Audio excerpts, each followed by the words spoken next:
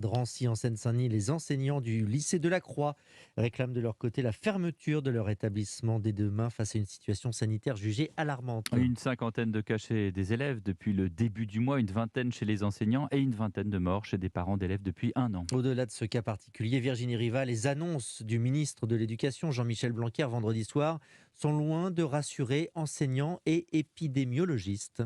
Oui, avec 3256 classes fermées, plus de 21 000 élèves contaminés et 2500 personnels touchés, la question devient pressante.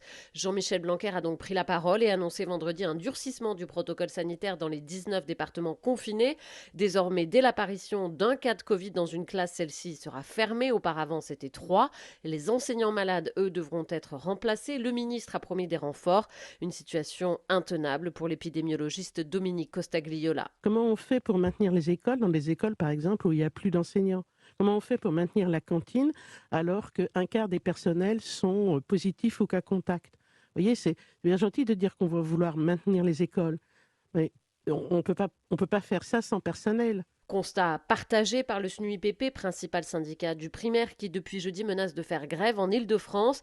Le SNES, syndicat majoritaire dans le secondaire, juge les mesures prises par le ministre insuffisantes à ce stade, et notamment pour le collège qui ne passe pas en demi-jauge. En Seine-Saint-Denis, des enseignants du second degré ont d'ailleurs exercé cette semaine leur droit de retrait.